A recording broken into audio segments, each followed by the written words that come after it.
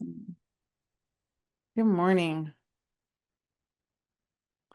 Good morning. Good morning. Happy June.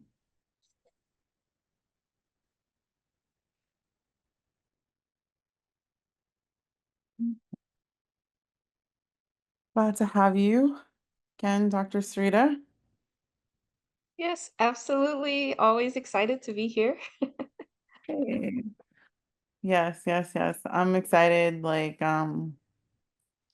Just for June, people are getting out of school, graduations. I feel like I've sent like 5 cards for graduation in the mail. Yeah. So, and I'm excited to actually see you in person this month. Yes, yes. I'm so looking forward to toward the end of this month back Mm-hmm. in San Diego. Yes, yes, yes. Okay, well, as people are joining, please go ahead and, put your information in the chat. Let us know where you're tuning in from, your company information, and any questions you may have regarding exporting. Please, please.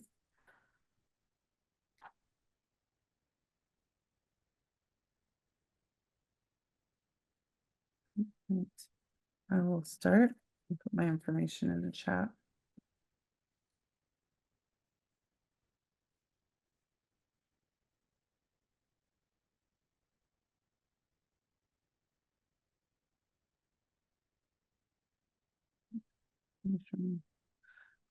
First, before anyone can post in the chat, let me enable the chat.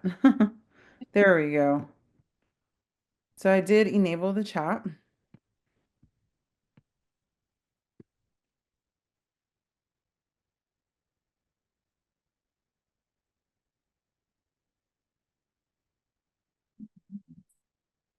There we go.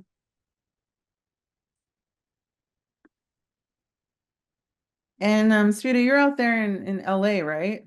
Yeah.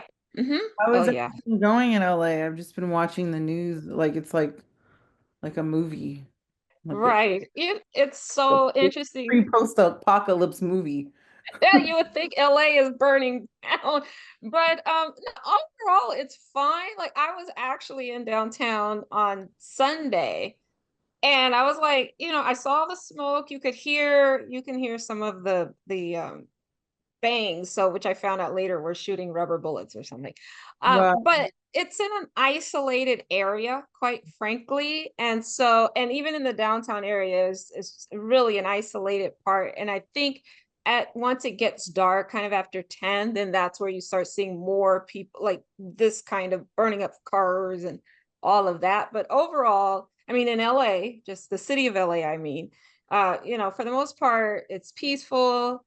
But like with any other protest, right? You're going to have some incidents, but it is isolated to just a certain part of the city. Well, I'm Yeah. glad that you're okay.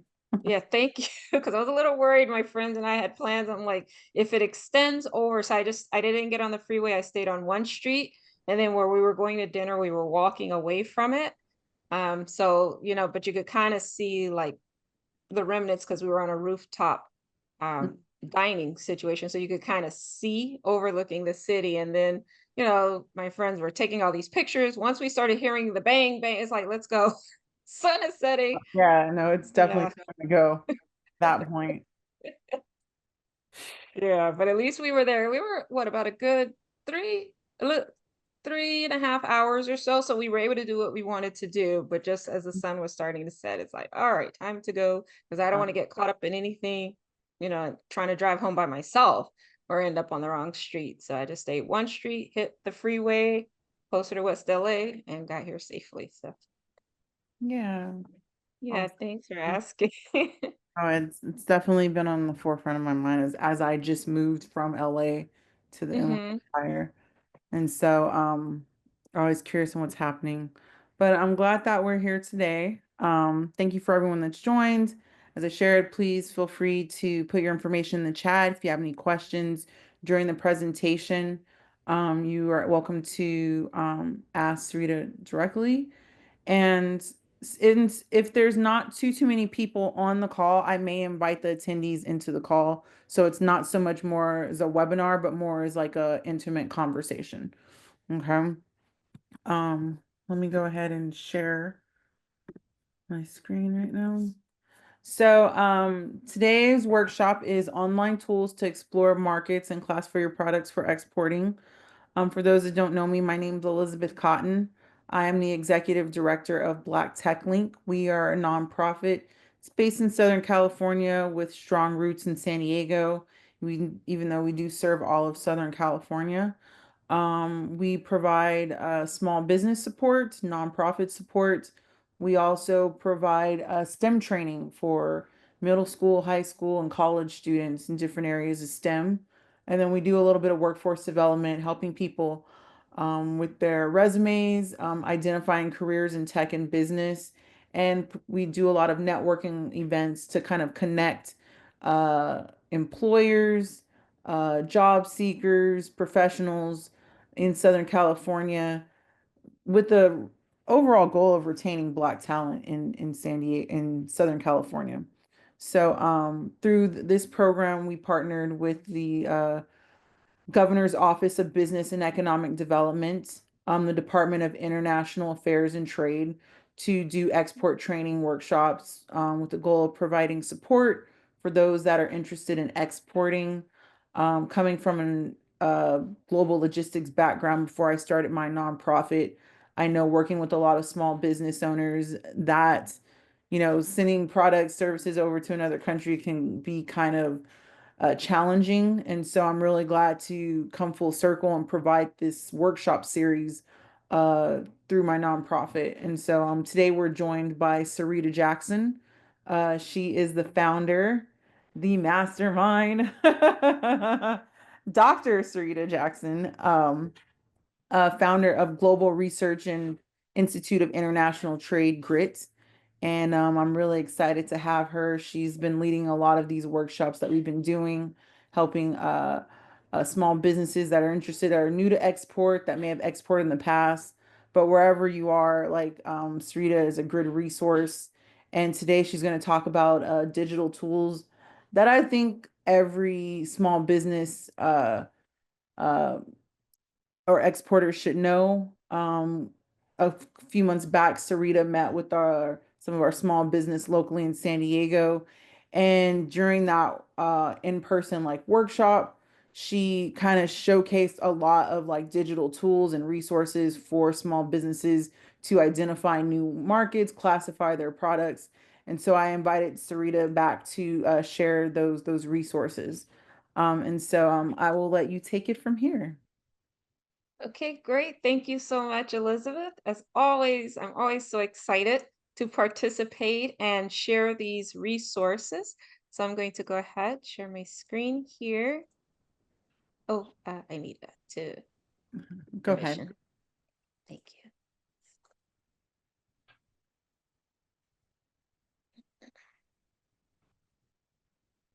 you. Okay. Okay, so as Elizabeth mentioned, this focus for today is really going to look at some of the online tools, very simple, easy to access to help you as you're thinking about exporting. Because one of the things, we can talk about how to export, where to export, what to do, but this is the first step in terms of collecting the information really to help you, to guide you in terms of determining which export markets or which export market is the best to begin with, and then how to classify your products. That becomes very important. And then if we have some service providers, I have some services-based information sprinkled throughout as well. So for today, just quickly is just looking at some of these tools, free, easy to access, like I said, to identify new export markets. And then I will just briefly talk a little bit about some advanced tools as you move forward, but we're just really going to look at what's easy to get started right away. Then the resources that we use to classify your product and classify your product correctly, and talk about why is it important to classify your product? And then even with these tools for service providers, there's some classifications for that. We will briefly look at that. And then identifying trade agreements, looking at the tools that you can use to look at those markets with which we have a trade agreement and why that is important, how it fits into the larger scheme of developing a plan to export. And then briefly talking about using these tools, the next step using these tools toward export planning. Mhm. Okay.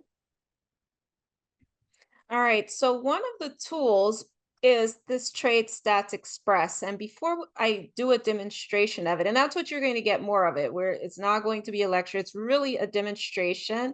And then at the end, Elizabeth will talk about an office hour where if this information is interesting to you, that we can work on it as it applies to your specific business, your specific product, or your service. But you do have the websites here where you can follow along. So with this site, Trade Stats Express, this is a tool that is put out, or a database by the International Trade Administration, or ITA, which is a part of the US Department of Commerce.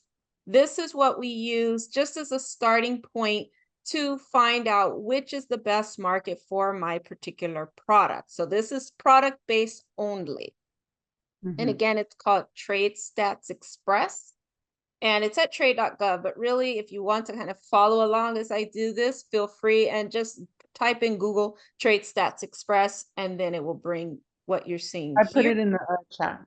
Oh, great. Okay. And it should lead you to this home page. Okay. All right, so we'll start with the national level data.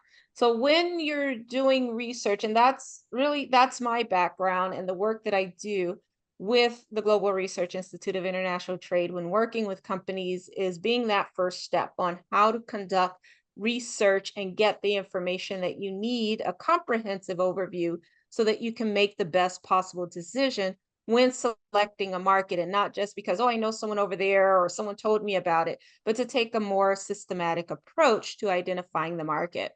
So with Trade Stats Express, oops, sorry, let me go off of here. Okay, so with Trade Stats Express here, we're going to start with the national level data. Okay, and you have different options for the annual data. If we're looking by partners, meaning we already know the market, let's say Mexico, then I want to know what's going on between the United States and Mexico. By the products, and this is what we're going to focus on, just looking at a particular product, okay, and then additional insights by the partner. And then let's see, do they have, yeah, this is pretty much new actually, the year-to-date data, but it doesn't look like you can click on it and open it. But with this database, it's really for looking at the full year, so the previous year, 2024, and then earlier years, okay? So the main thing we want to focus on today is the US trade by products, because a lot of times when a company comes to me, it's more so, I have a product, this is what my company produces, what are some good markets? And usually they will come to me with a list of markets that they are considering only because there was some interest from a potential buyer in that market, or again, someone suggested it. But they also understand the need to really look at the data to make sure, is it worth it to invest my resources, whether it's time, my human capital, and of course money, into this market, or is this a kind of a one and done deal? So we're going to look at US trade by products. Mhm. And if anyone gets, has any questions, feel free to just open your mic, and, or need me to repeat something, just let me know. All Well, right. yeah, with that being said, since it is just a few of us, I'm gonna invite Great. the attendees into the call. Give me one moment. Okay. And I hope everyone's okay with that. All right. Oh, great. There we go. So you guys are all invited into the call right now. All right. So hello, Al, Sherlyn, and Jaden again. Okay. So yeah, so this is more, as Elizabeth mentioned, a discussion. Don't think of this as a lecture. All right. So yeah, the whole goal to make sure that you have some tools and a clear understanding of it to at least get started right away. Okay, let me so if I pause, it just means I'm kind of shifting things around like Zoom so I could see my own slides. All right. Okay, so this is the first part with the national level data, the US trade by products. So we're starting in terms of our data point looking at the products. Okay. Now we see here the classification system, the HS2, HS4, the NICS 2, 3, 4, manufacturing, non-manufacturing. Now, when we're looking at international trade, the codes that are very important are these HS codes, which stands for harmonized system. And you have a harmonized system 2 and 4, meaning the 2-digit code, the 4-digit code. Now, I'm just going to demonstrate this site so that you can see the results, but we will go back, look at another, actually read harmonized system codes in more depth. But for now, I just want to use this database so that you could see the output in terms of selecting markets, but we will revisit harmonized system codes in more depth. But with this particular resource, it only has the 2 and the 4-digit codes. The harmonized system codes go up to 6, 8, and 10-digit codes. So when I'm working with clients, depending on how in-depth this work is going to be, let's just say, if they only give me a 4-digit code, or if they just want really basic information, I will start here and then mention that it is limited though. If you don't have the full 10-digit code, or even the 8-digit code, this gets you in the right direction, but it's not as specific as it could be. But nonetheless, it's a good start. So let's just do the 2-digit just to keep it simple. Okay, so I'm going to click on HS2 here. Okay. All right. And this is of the top products that we are exporting. Okay, so we're looking at the HS2 of goods exports. Okay, and you can already see the products. Okay, that's all merchandise, but 27 for mineral fuel, 84, 85, 87 vehicles, things of that nature. You can already see what that looks like. Okay, then we want to know with the country. I'm going to switch the partner to, anybody want to just throw out a country? We have the world, what that looks like, but anybody want to throw out a country? Ghana. Ghana, okay. Perfect. Okay, there's Ghana there. Okay, so now as you see here, the US exports to Ghana. Okay, top 5 products, and this is for 2024 only. Then you have to select here the trade flow in terms of exports. And I'm just mentioning exports because we are talking about exports for this particular session. But if you're, let's say you are importing, you can also look at imports. If you want to look at the trade balance, meaning how much do we export compared to import, or two-way trade, the imports and the exports, you can do that. But just for the sake of the focus of the session, we're just looking at exports. Okay. Then you can get, I'll just leave it at 2018 since that's already in there. And we can see US exports to Ghana. What are the products? So let's say if I'm in vehicles, if I'm looking to export vehicles, I have the figures, the dollar value, and this is only in dollar value, of how much we see in exports from 2018 to 2024. So from 176 million to 179 million by 2024. Okay. So that lets me know, is there growth within this period of US exports of vehicles? Again, just using the 2-digit now. When you get to the 6, the 8, well, the 4, 6, 8, and 10, then that's where we're getting more specific, and we'll look at that in terms of the types of vehicles. But just for vehicles generally, that's under the 2-digit code, which is known as the chapter 87. Then you can at least see just with vehicles generally, everything that falls under that chapter, that there is some growth, or where we saw an increase in the exports, then it dropped back down. But if we just look at 2018 compared to 2024, that there's slight growth. Okay. Any questions on that? Okay. So that's where we went in. We started with looking at what are we seeing with a particular country. Okay, I'm going to just go back here. Now with the partners, okay.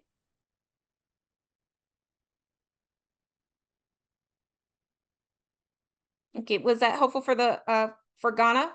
Yes. Perfect. Okay, all right.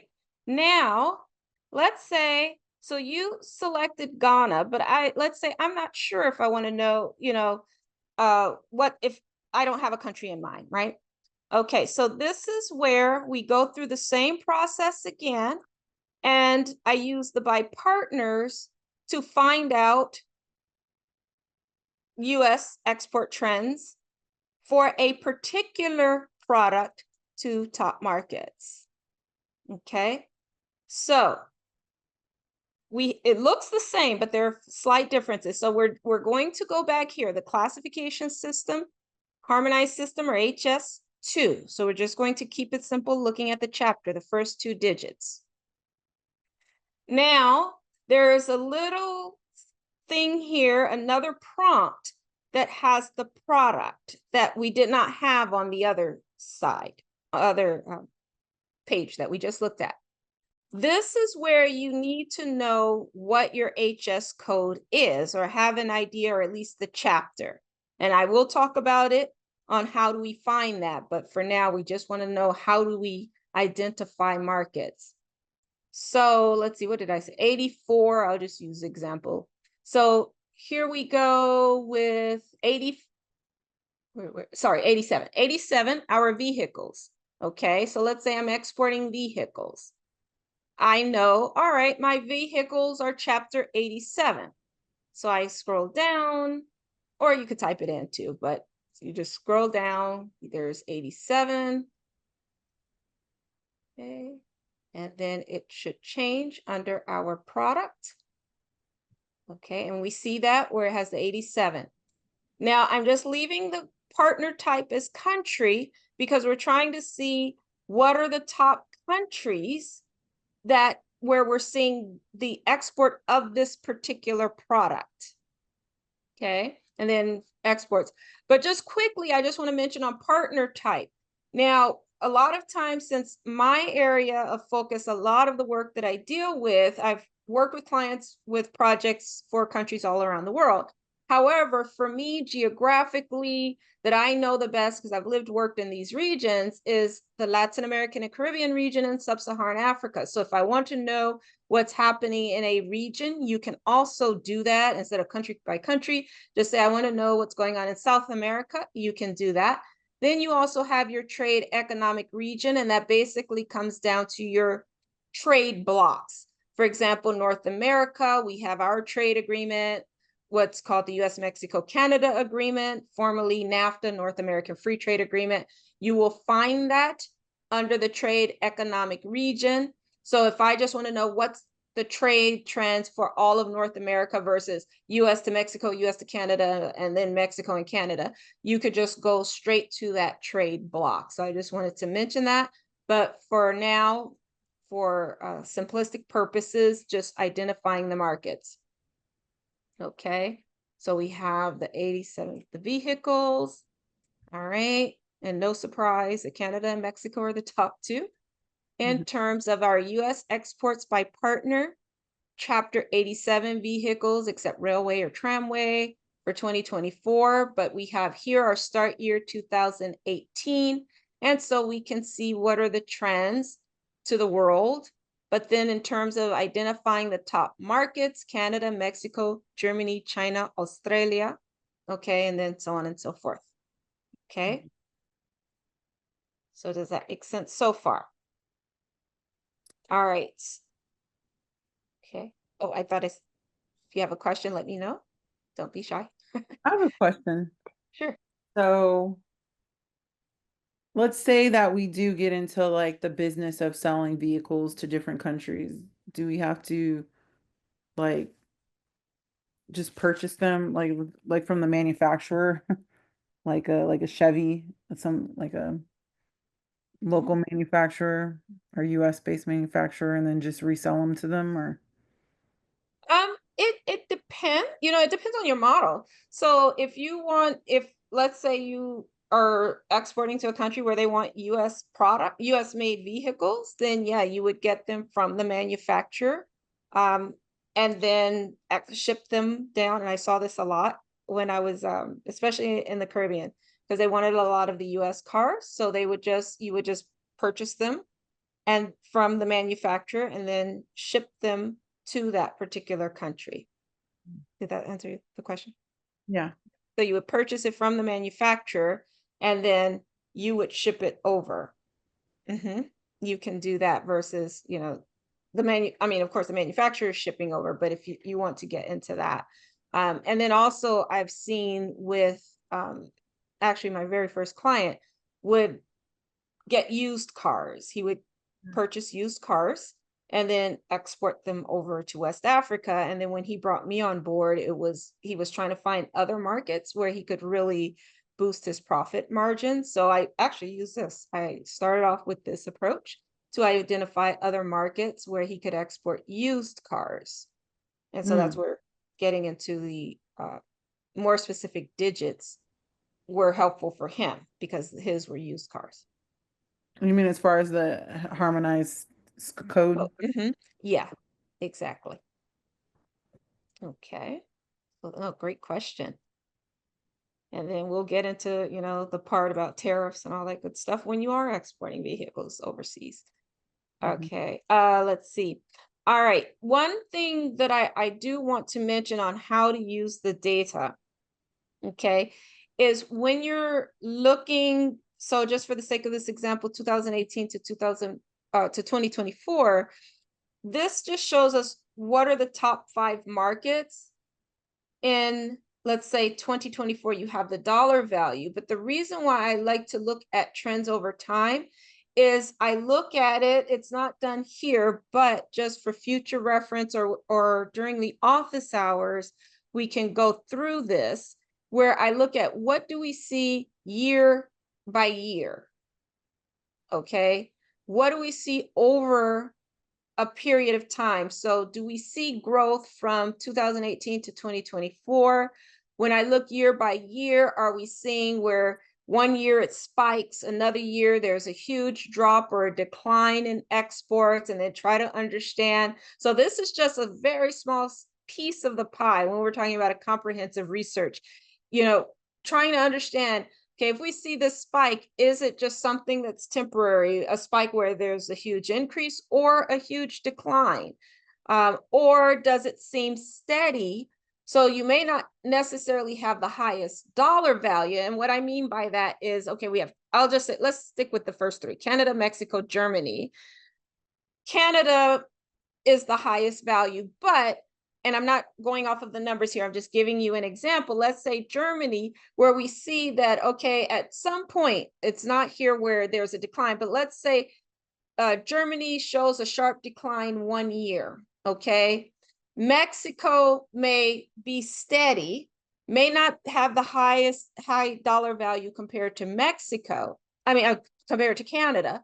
However, you might see where, okay, over time, we do see steady growth. You don't see a sharp decline like Germany, and let's just say Canada too, may have a sharp decline 1 year. I'm just making something up for the sake of the example here. So let's say there's a sharp decline 1 year, like 2021 to 2022. And Mexico, you never see a decline. That can be a market that you can consider as the #1 market for starting, because you're looking at the trends. Do we see stable growth instead of kind of, 1 year it's up, 1 year it's down? Do we see stability? It may not be the top dollar value, but if it's stable year by year by year, that can be something that you take into consideration when looking at these numbers, because when you're exporting, you want to make sure it's a stable market over a period of time. Obviously, things will change unexpected, but at least kind of looking at these numbers to make the best possible decision where we see stability and stability over a longer period of time, so that once you invest your resources, your time, human capital, and money into a market, that you can continue to sell in that market. Questions about that? And the reason why I mentioned this, because I actually just had a conversation with a client yesterday just about this very thing, where we were looking at numbers, not reflected here because it looks like there's, positive numbers all the way across. But in this particular case, where we were looking at one country that was considered a top market, we focused on that country because it was stable across, even though some of the other potential markets, it was included in the list, but even though there were some other potential markets, there was too much change. There were dramatic shifts in those markets. And this one may not have had the highest dollar value, but you saw stability over a period of time. And that was the market that we went with. And that person found it very helpful in terms of determining where to go, at least just on these trade statistics, or numbers, I should say. Okay. All right. So that's just something to think about. This is just the simplistic version, but as you're looking at the numbers, look at the trends over time. Okay. All right. Now I want to move on just quickly to show for services.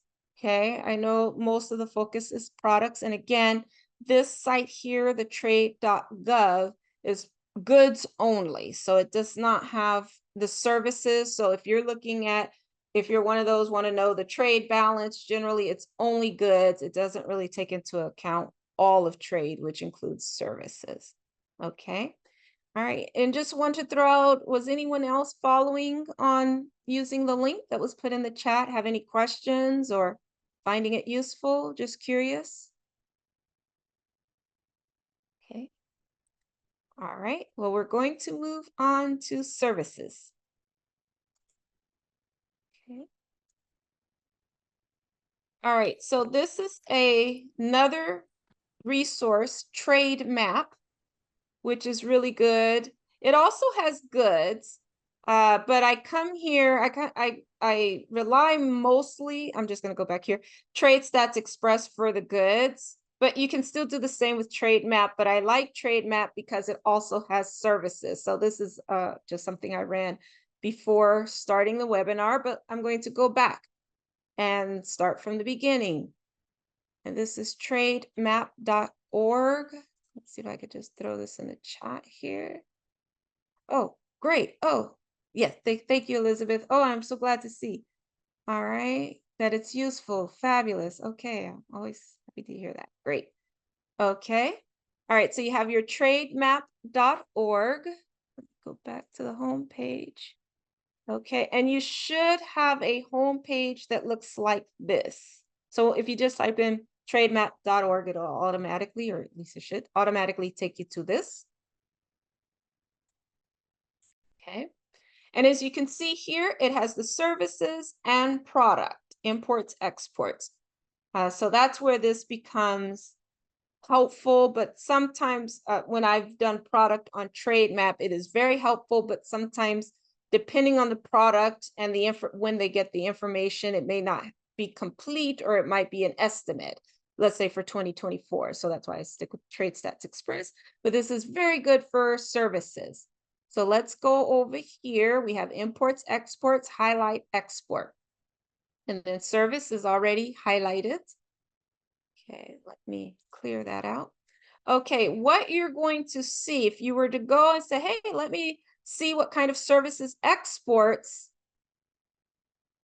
you're only going to get, if you want to look at all services, that's fine, but you're just going to get manufacturing, maintenance, repair, and transport. And that's pretty much it. But let's say like myself, well, I'm not in manufacturing services where my services are directly related to, the manufacturing sector. I'm not in transport. And yeah, so I'm not in any of these. So I may just walk away and say, well, this isn't very helpful for me, but this is what we can do. Just type in your service here.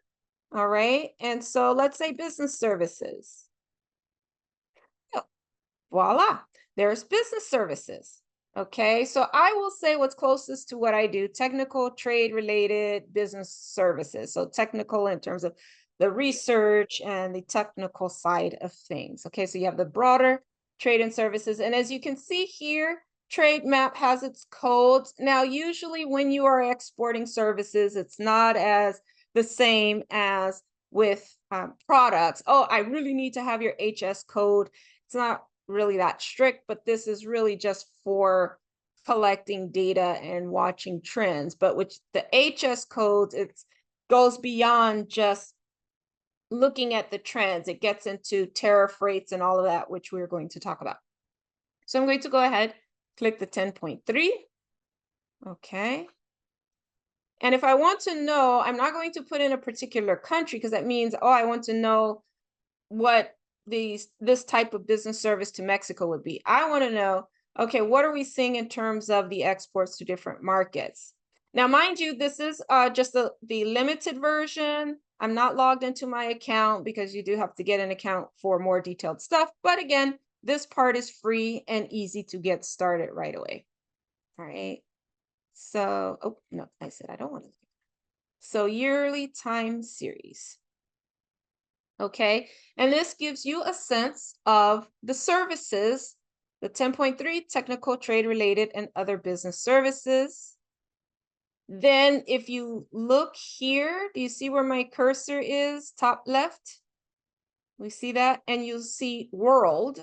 That's really the selection, what you would select if you had that option, but it did not give me that option. So that's why I did not put in a specific country. I just left it blank.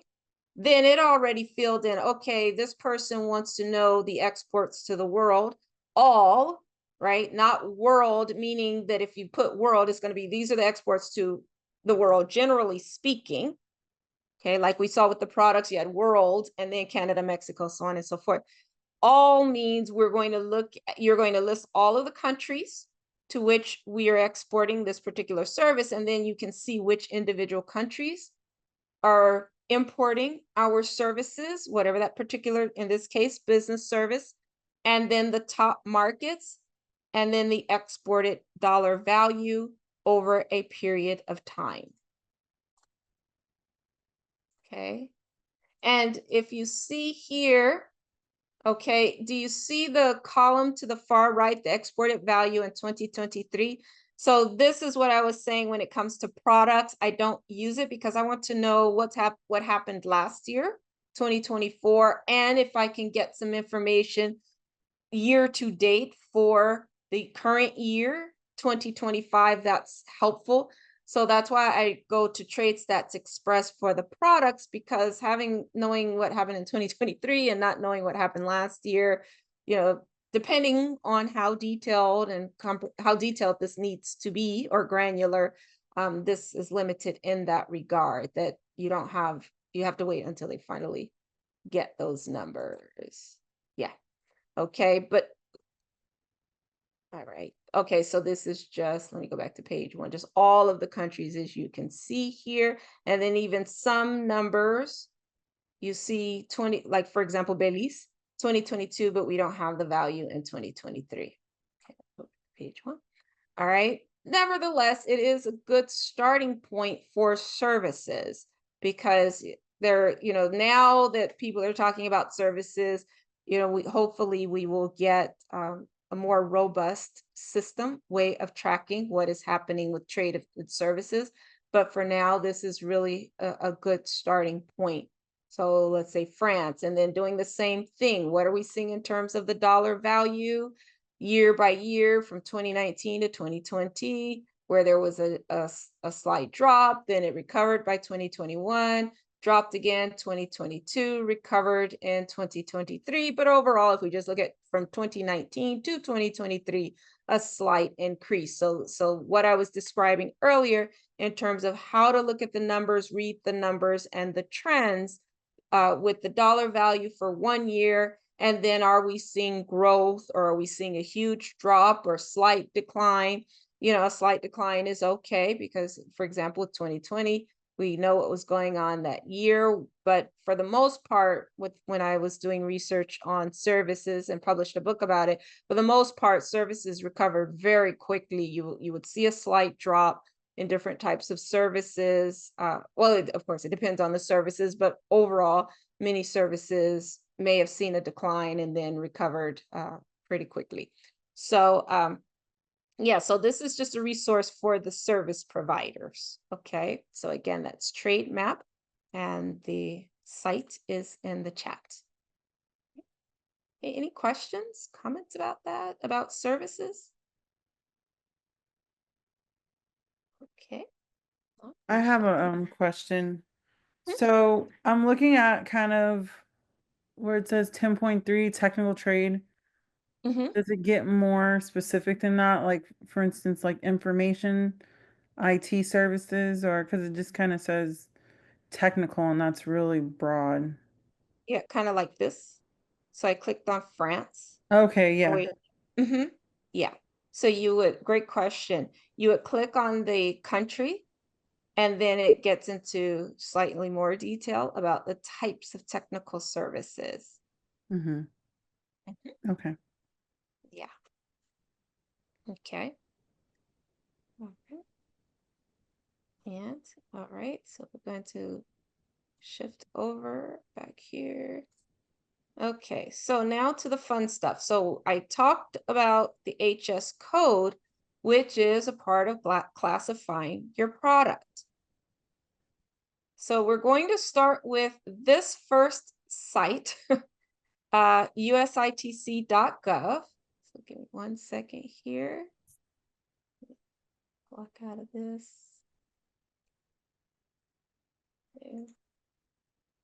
Okay. All right, so you're going to look at classifying the code. So let me first start with why we classify products. It's not just for the fun, for the sake of having fun putting numbers to products. Number one, I showed you with Trade Stats Express, I just quickly go back, where we had the HS code so that we know what code goes with what product. But when it comes to the classifying, it is also important to classify your product correctly, because this is what helps determines the duty rates when your product enters another market. And I'm going to mention a question that I have received and several of my colleagues have received when they are trying to save on tariffs, more so on the import side now, on the import side, because they're bringing in products from another country. They're getting hit with tariffs, and they'll ask, well, can I massage my code or play around with the code? No.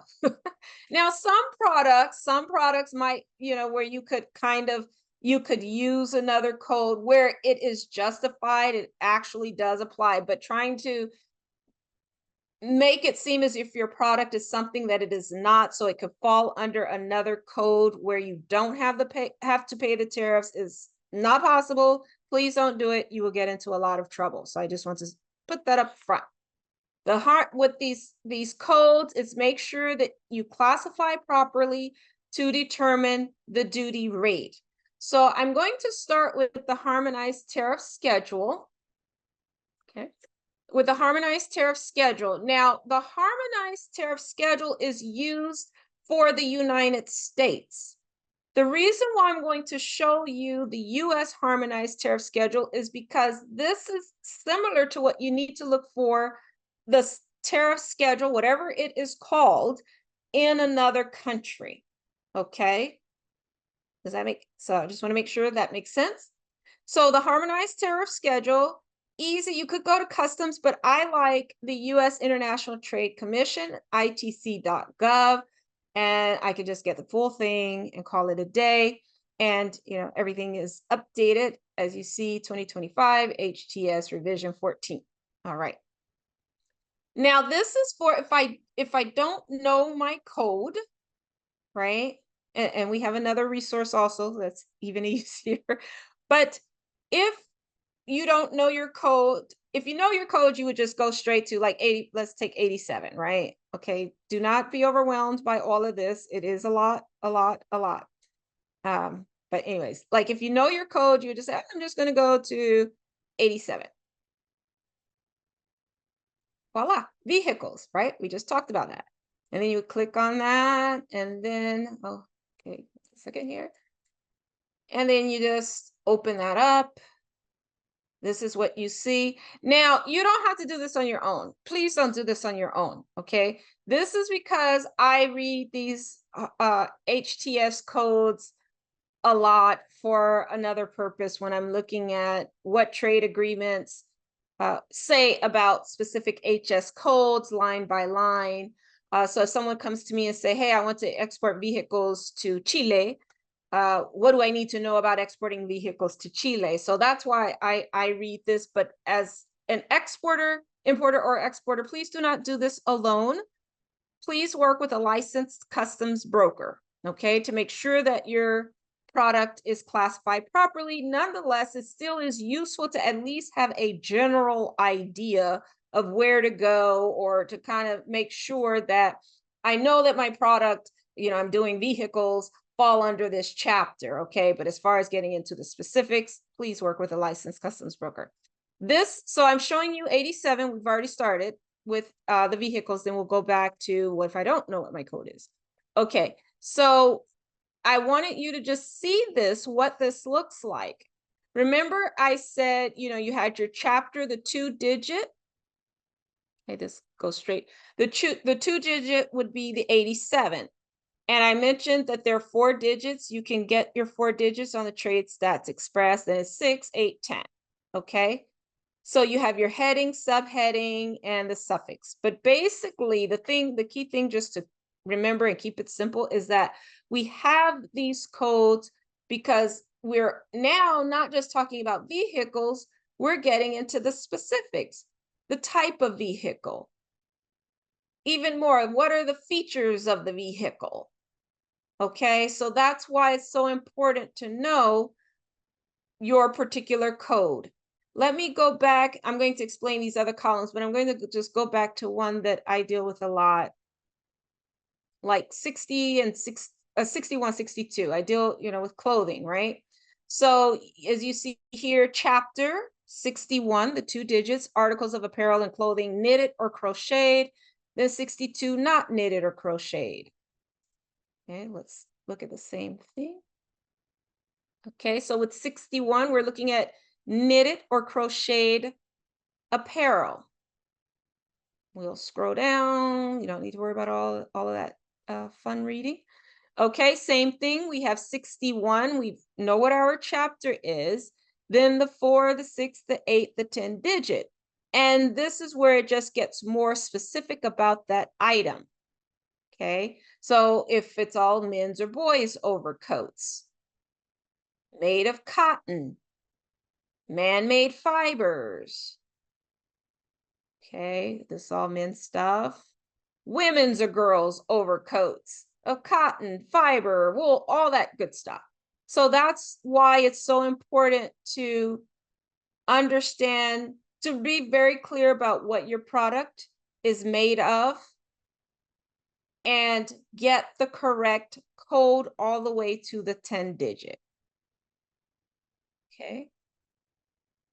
Now, I'm just briefly going to explain these other columns here.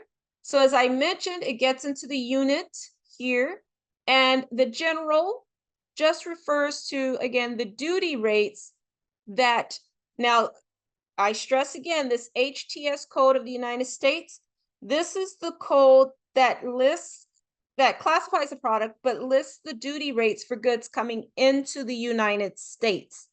So if you are importing into the United States, and this information is still relevant because some companies, some exporters will import the input for their product. They may do some manufacturing here in the United States, but some of their imports come from other countries around the world. So the parts or what have you, depending on that particular product. So they are importing, manufacturing, or finalizing that product here in the United States and then turning around and exporting. So that's why this information is still relevant if a company falls into that category. But basically, this just lets us know what that duty rate is going to be on that product.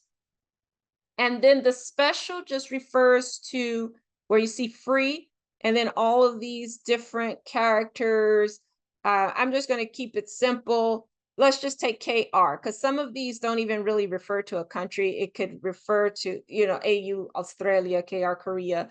But some of them, like if you see A or E, yeah, here's one example where you see this E, where it can refer to a regional trade program, such as AGOA, the Generalized Systems Program, GSP, Generalized Systems of Preferences, Generalized Systems of Preferences, GSP, which is has been stalled for several years now, but GSP, and then Caribbean Basin Trade Preferences Act. So when you see those kinds of letters, it's not a country per se, it's a particular program. But this is easy. Australia, we have a trade agreement with Australia. The special rate of duty free just means that anything coming in of this product from Australia, you shouldn't have a duty rate on it. And then usually I get the question, what is column 2? This is, as you see, a higher duty rate, but mainly for countries that we don't trade with anyway, like North Korea, okay, that are banned. Okay, so this is what reading a harmonized tariff schedule looks like. Now, let's go back quickly, and I am paying attention to time. We have quite a bit of time just for a few more tools. So this is one, if I don't know what my HTS code is, okay? So I'll just use 61. I'm sorry, that doesn't help. Let's just say apparel. Okay, and I have no idea, then you can just do a quick search. Okay, now this is where it comes with different types, so you still have to read through it. That's why it's really good if you already know. But like apparel and clothing, this is more so accessories, right? Gloves, mittens, mitts, okay? And then the description of the accessories, right? But if we are looking for, fabric, so sometimes textile is mixed into this. But if we're looking for a ready-made garment, the final product, then it gives you 61, and then you would scroll on down. But at least the heading is 61, right? Then it gives you all the more specific numbers, the sunsuits, boys' clothing, so on and so forth. Okay, so this is a way of kind of trying to find out what the HS code is using the HTS schedule. All right. Okay. And again, I want to reiterate, when we look at the harmonized tariff schedule in some, is that this is to look at my product using up to the 10-digit code to determine what would the rate be if I'm importing that product into the United States. Okay. And for all of these databases, the code should be similar. So like when we did the TradeStats Express, if you were to put in just 61, then you're also going to find the clothing if you're using that to find top markets. Okay. Now, another way, if you're looking at the exports, there's this other resource by the Census Bureau, Schedule B. So when you're talking about getting data on exports, and finding the code for that, you will hear this term Schedule B. And all Schedule B is really more so for the research purposes. It has nothing to do with duty rates or anything like that. It's just if you're trying to classify your product, then get that number to see what are the trends when it comes to exporting that product. Schedule B, but Schedule B is based on the HS code, the HTS code, just think going in the opposite direction, exports. Okay, so let me, okay, again, just clear the field here. All right, so I'll just use shirt. Okay, this is to help finding out what my HS code is. And again, this is with the Census Bureau. Then they ask all these questions, you know, tell us more about it. Is it knit or crocheted, right? Men's or boys? Then it's like, okay, what is the content? So I'm just going to say, let's 75% cotton, except, okay, nope. Oh yeah, because I didn't put anything else in there. 100% cotton. And oh, gee, don't we see 61 again?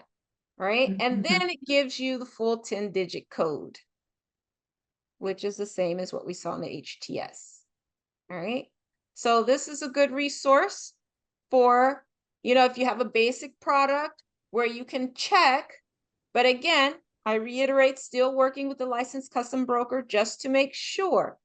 But this gives us a schedule, well, called Schedule B number, but it's just the 10-digit HS code. Now, I do want to point out, now, if you, let's say if you go to, like in the case of one of my clients, I went through this with her and she basically became a good expert at it, especially because she was, you know, with all the stuff with tariffs and trying to export to Canada. She, you know, had been exporting for years, but was able to really go into Canada's tariff schedule and then look at their, you know, the HS code, and then look to make sure that with all these changes that that they can still enjoy exporting to Canada duty free. Because, you know, Canada, we have the trade agreement, the US Mexico Canada trade agreement. And in her case, because I said, you know, so far, it looks like the agreement will still be respected, provided that there aren't any tariffs on any other products that have already been announced. But for the most part, as long as you comply with what's called the rule of origin, I won't get into too much detail, that whatever percentage of your product was manufactured in the US, Mexico, or Canada, you should be fine. But anyway, this was helpful to her because she came back and she said, oh, okay, well, I went into Canada's tariff system. This was just about a month ago, the last 2 months of us working together. So she was able to go into Canada's system. However, what you may notice is that these last 4 digits may be slightly different, and that is okay, because many of the countries, they may have a slightly, their last 4 digits may be slightly different, but you know that you are speaking the same language if you see this chapter, the full heading, the subheading. So at least up to the first 6-digit numbers, you know that, okay, as soon as I see 61, let's just even start there, that we're talking about clothing. We're not talking about vehicles, okay? So that's why this is important, but I do like to point out different caveats so that you're not taken aback. If you go to, let's say, Canada's system, which is published online, now if it's something in another language, you know, then you would need assistance there. But for, let's say with Canada, that you can see it in English, and then when you go to, you might notice that the last 4 digits might be slightly different. And I mean, even if it's in another language, if you can look at the numbers, you know, all right, I may not be able to read that this is apparel and clothing, but I do know 61 stands for apparel and clothing. Okay, the numbers are going to be the same. All right, but there may be a slight difference in the last 4 digits, and that's normal. All right. Okay. Any questions, comments, concerns on that one? So we're all experts, right? We're experts on classifying up until this point. Okay. All right. Okay. So that's the Census Bureau. Just a quick recap. So you can get that, you know, you could just go to census.gov and type in Schedule B. And this is to help when you do not know the actual code for your product, and you can just type in the product, and as you saw, it asks these specific questions, which are great, and then it produces the result for you. Okay. And you can see. Okay, now, okay, we've already talked about that. Now, on the harmonized tariff schedule, and everybody's seeing as I moved through tabs, correct? Now you see the HTS again, correct? Sure, we're on the same page. Yes, I can see. Okay, fabulous. All right, so remember this special column where I talked about trade agreements. So here's another question I get that I work with clients on, because they say, well, how do you know which countries outside of Canada and Mexico that we have a trade agreement with? Okay. Well, we'll start here with the U.S. Trade Representative's Office, ustr.gov, and they have the list of all of the trade agreements. And when we say trade agreements, I'm just going to back up quickly here. You might see trade and investment framework agreement, bilateral, all of these other things, agreements under negotiation. But the trade and investment framework agreements and the bilateral investment agreements are not the comprehensive trade agreements that we think of when the countries come together, they negotiate what products and services. And yeah, and I also want to mention services are under these trade agreements. There are, language pertaining to services. What is included in this trade agreement, and then what does it mean when we trade? Do we have the duty-free access, no quotas, or increasing the quotas until the point that you don't have the quotas? Any kind of regulatory barriers that need to be removed, with the whole point of really enhancing market access, or making it easier to access each other's markets. That's a trade agreement.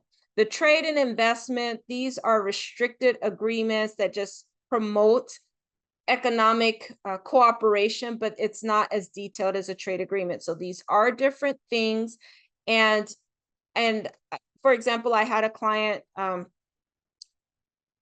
about a month ago too, where she was saying, oh, we have an agreement with this country, with a particular country. I don't know, someone told her that. And I said, no. She Googled it, something did come up. And then I said, no, that falls under the trade and investment framework agreement. It's not the trade agreement. That make sure you understand the context, because I said, no, I kind of memorize which countries we have agreements with. And sure enough, when I walked her through this, I said, it's not these free trade agreements. It's not on this list. It is a restricted trade agreement where it allows for economic cooperation, but not to the degree that you have under these agreements. Okay, so when I talk about trade agreements, it's mainly these free trade agreements. And here's the list of the countries with which we have signed a trade agreement, and not just signed, but they have taken effect. They are currently implemented. Okay. And then, a couple of weeks ago, I remember someone was telling me about Japan, and he says, we have a free trade agreement. I said, no, it's restricted. So that's mentioned here, that it's within certain industries, but the trade agreements, these are the trade agreements that are comprehensive and include most of the products, but you again, you have to read through them to know what products are included, what services are included, and what the agreements say about them. All right, so now there's another fun tool. So you start here, and then the International Trade Administration, trade.gov, the same one that does the same government agency that has this database, the Trade Stats Express, has this very helpful tool on looking at the duty rates with countries with which we have a trade agreement.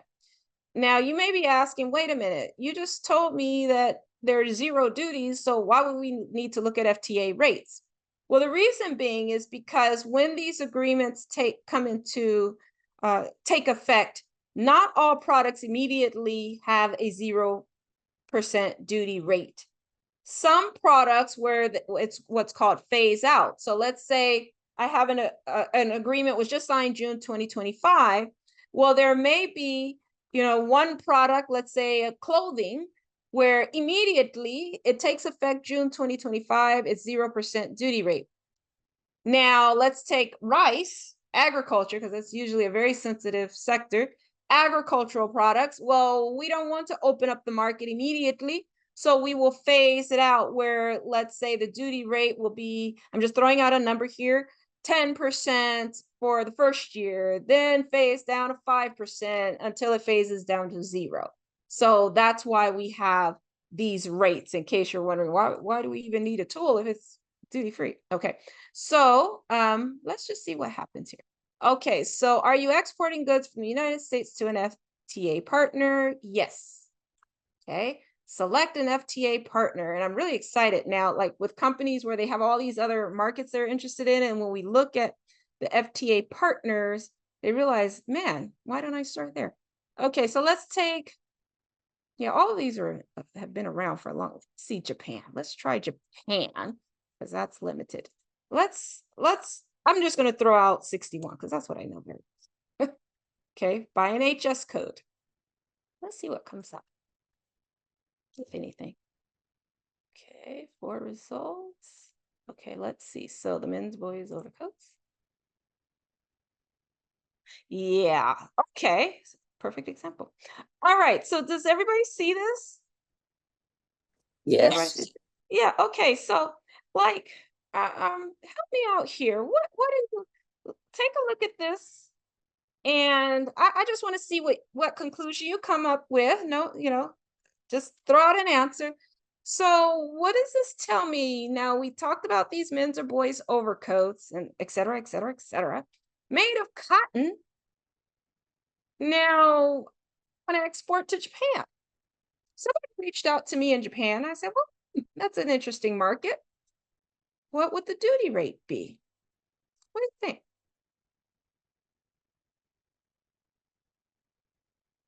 It should be duty free, right? Because we have a trade agreement with Japan.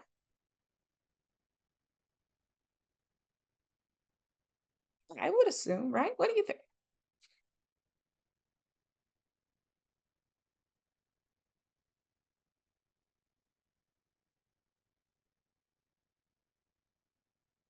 You guys are my advisors. I am the struggling exporter.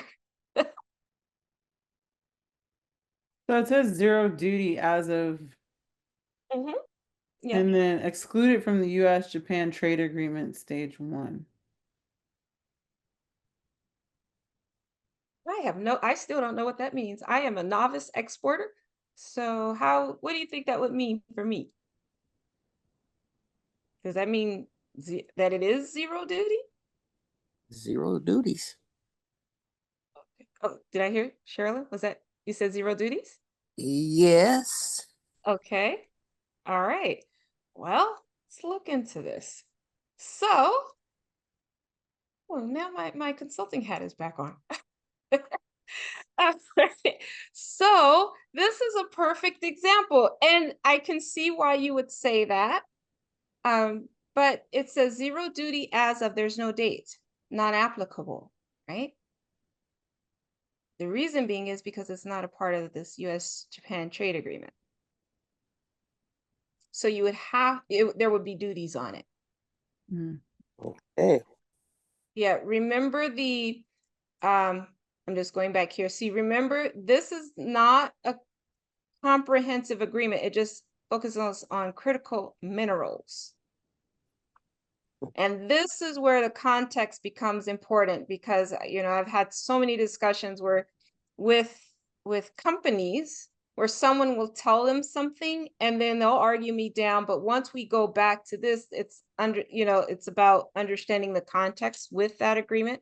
So with Japan, it only focuses on the certain products, the critical minerals. Apparel is not included. So if I go to this FTA tariff tool, then I would know, oh, okay, well, apparel is not even a part of that agreement. Because many agreements, that's like, for me reading it, I look, okay, is this product even a part of the agreement? Not all agreement, have every product possible. And then some, it's the majority, but each agreement, you really have to know take note of what's included. So for Japan, it's not included. That's why we have the NA. So then you would go through that process with, just kind of quickly going back here, to get the Japanese tariff schedule, and then go through, and with the help of a licensed custom broker, of course, and find that code, and then read their schedule to see what the duty rate would be. Okay. Now I'm going to go back. I'll say, well, I do want to compete, at least when it, be somewhat competitive in the market, at least just based on not having tariffs placed on my goods. So let's try Mexico. Yeah, Mexico or Canada, either one. Okay, we'll stick with the same code. Search. And let's see. So for men's, boys, overcoats. For another good example. Can someone help me with this? This is too much info. I have no clue what this means. Anybody want to help me out? So what do we get? So this is the same code, at least at the 4 digits, 6101. Men's or boys overcoats.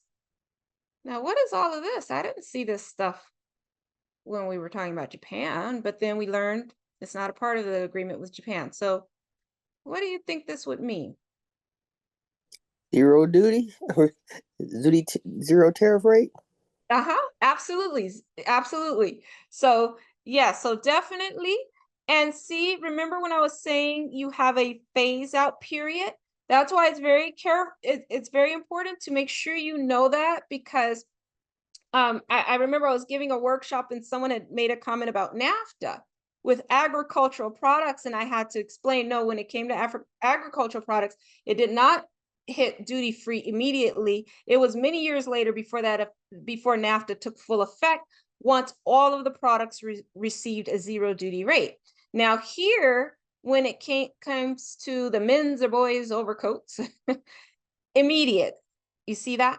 The staging basket. So you don't have to worry about all these technical terms, but just this is what you look for: immediate, meaning that as soon as the USMCA now took effect, then, it was already duty-free under NAFTA, but then it just remained the same when USMCA took effect immediately, zero duty as of 2020. And then this tariff rate, 000. Now, if there were a phase out period, as I was discussing, then you would see, I'm just throwing out a number, say 10 here, then 5, until it gets down to 0 by 2024.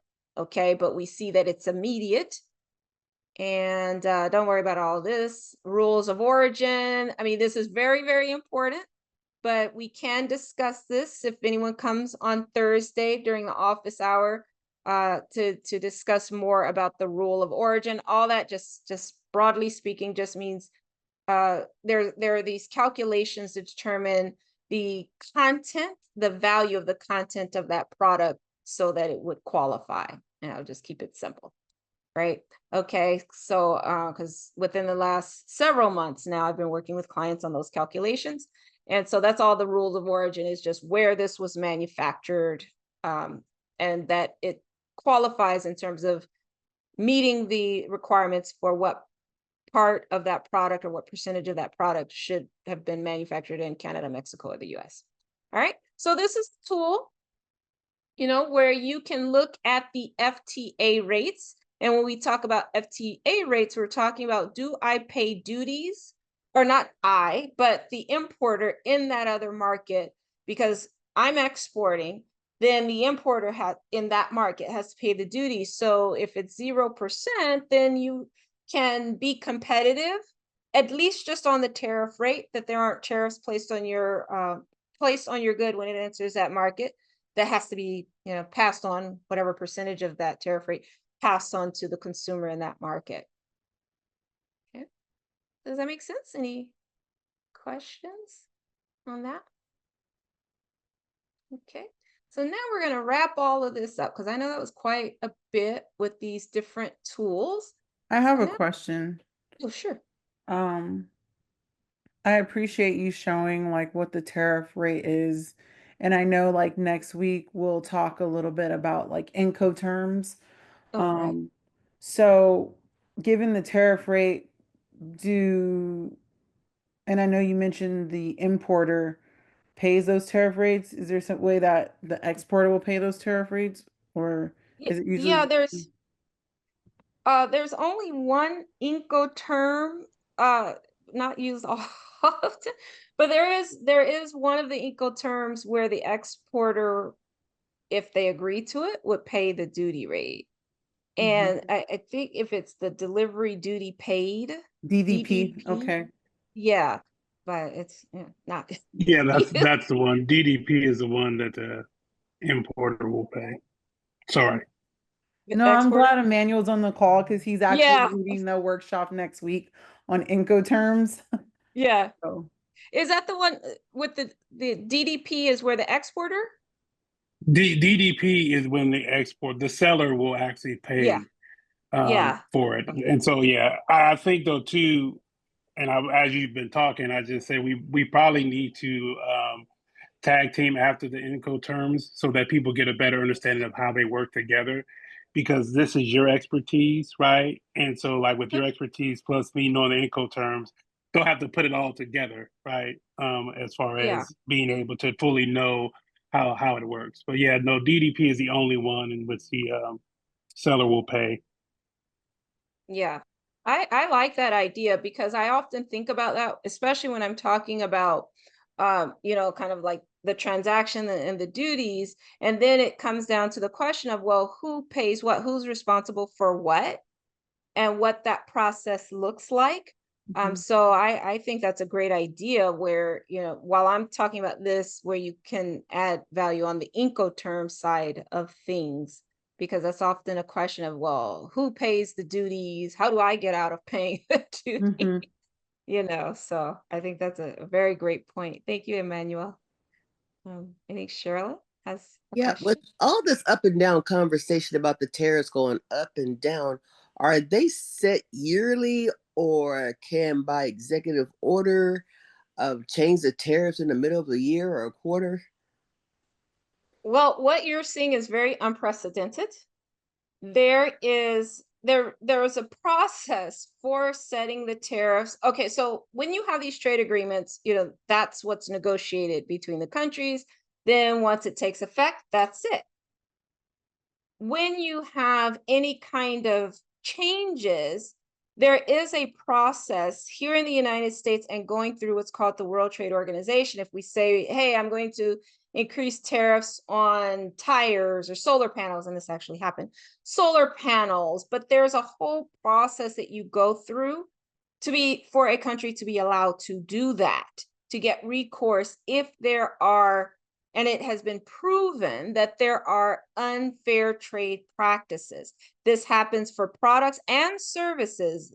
There have been cases with services, but what you're seeing now is completely unprecedented. There are other laws that are being used to justify it. Actually, one that just was ruled illegal last week, but then there's an appeal, and so here we are.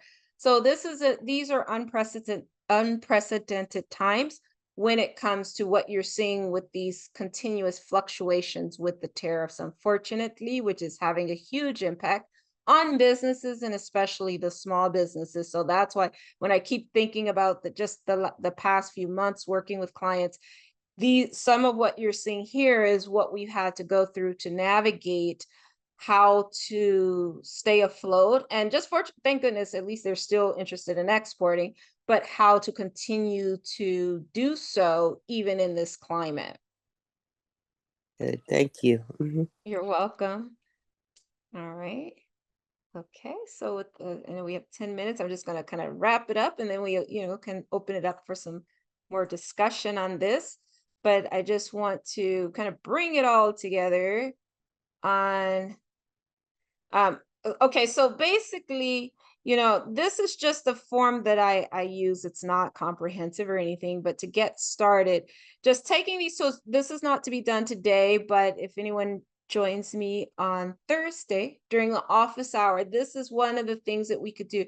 Your product, your service, using the tools to identify the top country export market or markets, classifying your product, seeing what, what is it that we're seeing in terms of the exports? Is there a trade agreement? Because a trade agreement means an opportunity.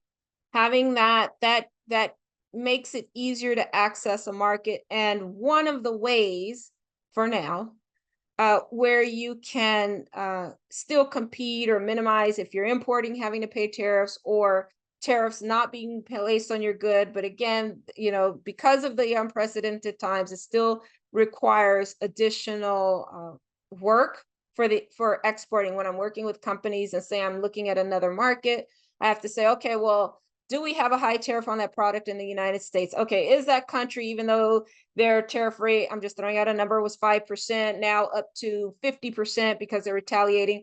These are some of the things that we take into consideration, but at least with the trade agreement, it does present an opportunity to access another market much more easily, provided that trade agreement is still respected. Yeah, and then get the name of the trade agreement. And then we can do more than this, but this is just bringing it all together, utilizing these tools to help you to, on one part of your export planning, just identifying the right market in a systematic way so that you can make the best possible decision for the resources that you do have. Okay. And all of the things that I shared today, these are the same resources for the research, the product classification, and then finding the trade agreements and trade programs, as I discussed. And that is it.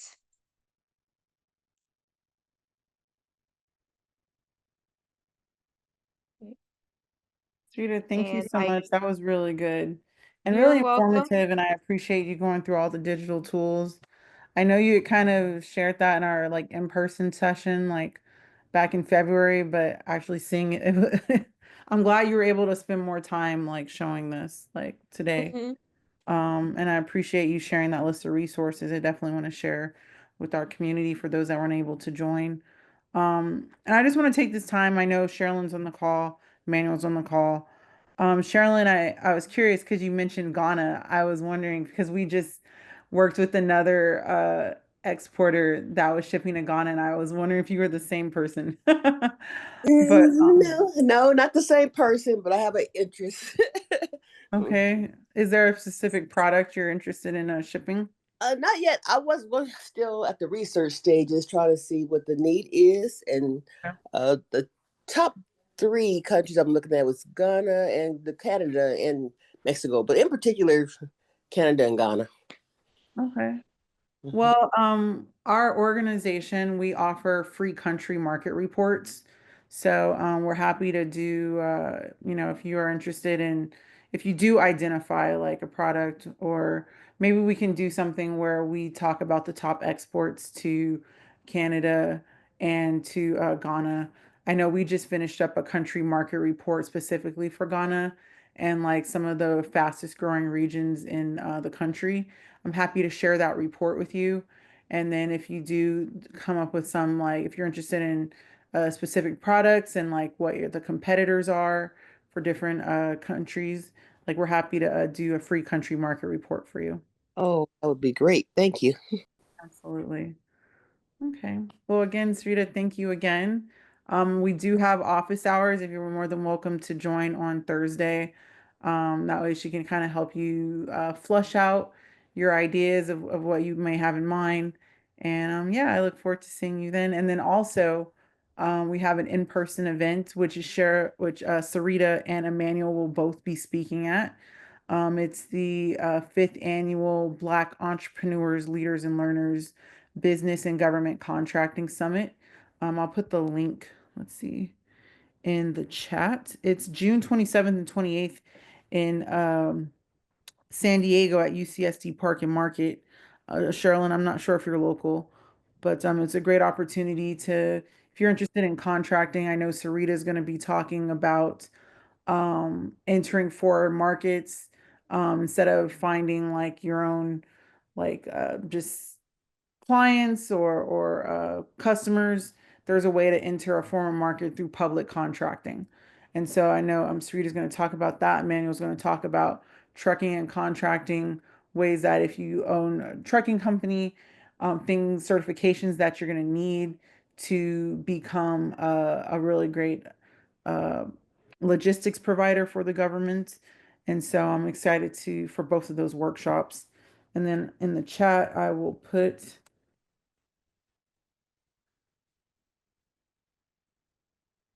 There we go. And I'm excited. We also just confirmed our keynote speaker, Dr. Tara Lynn Gray from the Governor's Office of Business Economic Development. She's the director, a phenomenal woman.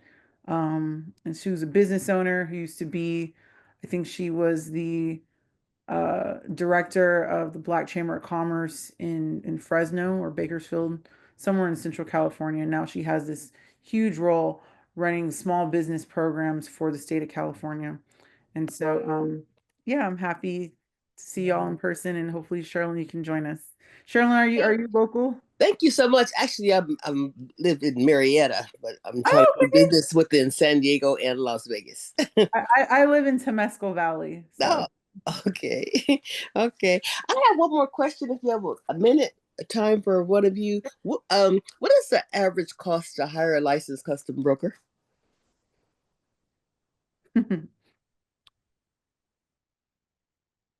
That's a really good question. And I suppose I can answer that since I do come from that background. Um, I think you just kind of have to shop around. You know, they're not too expensive, I would say. I think initially I feel like when I was working, this was so far 20 plus years ago, but when I worked at like the logistics as a freight forwarding firm, like we literally provided those services kind of like as a complimentary consultation to see, you know, what you're looking to do and provide that support for you. And I feel like a lot of logistics companies may offer that like consultation. Um, and so, and I know a lot of times that small business exporters will mainly go through a licensed customs broker to get that information. But I would also consider looking, like we haven't done too many conversation about this, but looking at a freight forwarder. A freight forwarder is kind of like a logistics specialist. They don't own the containers or anything, like they just kind of like manage the logistics, but they also are well versed in um, identifying the tariffs, the Incoterms for you, the harmonized tariff schedule. So I would say look for a freight forwarder or an NVOCC, a non-vessel operating common carrier. That's what they're called. And so before you go into a customs like license broker, that's my opinion. But Sarita may have a different take on that. Well, I usually with my clients, when I work with a licensed customs broker, if it's very simple, because I have one that I work with that I trust, he will just provide a complimentary consultation. So he has not charged my clients unless it needs to be more detailed. But if it's just really with classifying their product, he's been able to work with them without a charge. Mhm. Thank you both so much. Appreciate you both. both. Alright. Oh, just quickly, so I guess afterward they'll get the link for Thursday if anybody wants to attend the office hours. Yeah, I'll send it out. I'm gonna send out the recording to our listserv, and then I'll also share the link for this Thursday. All right, great, thank you. Well, thank you everyone, and have a great rest of your day. Try and beat the heat or enjoy it. Thank you. You too. Okay, thank you. Okay, bye-bye.